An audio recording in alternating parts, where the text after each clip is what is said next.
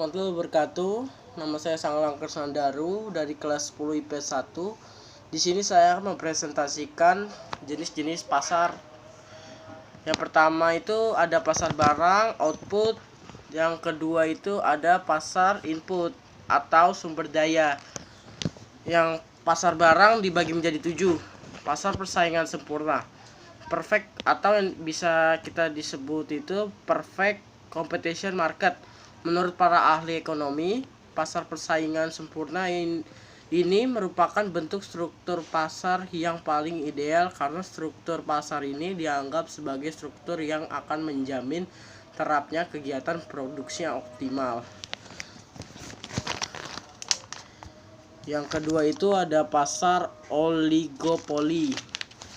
Pasar yang bentuk struktur pasarnya hanya terdiri dari beberapa produsen dan biasanya menjual produk yang identik satu sama lain. Yang ketiga ada pasar monopoli, salah satu bentuk struktur pasar di mana di dalam pasar hanya terdapat satu produsen saja. Yang keempat,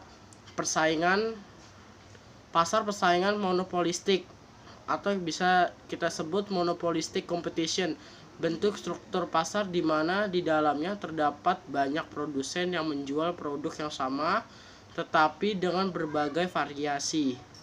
Yang kelima, ada pasar monoposoni, salah satu bentuk pasar yang dikuasai oleh satu orang dan satu lembaga organisasi sebagai pembeli barang atau jasa. Pasar duopsoni, salah satu bentuk pasar yang hanya dikuasai oleh dua orang perusahaan sebagai pembeli barang dan jasa dengan sejumlah penjual.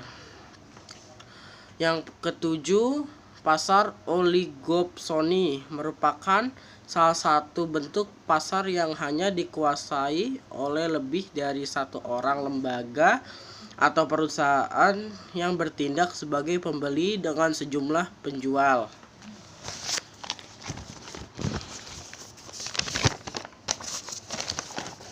Yang kedua, pasar sumber daya atau bisa disebut input dibagi menjadi 4. Sumber daya alam, tanah. Yang kedua, sumber daya manusia, bisa kita sebut tenaga kerja. Yang ketiga, pasar sumber daya modal. Yang keempat, pasar sumber daya kewirausahaan. Sekian dari saya. Wassalamualaikum warahmatullahi wabarakatuh.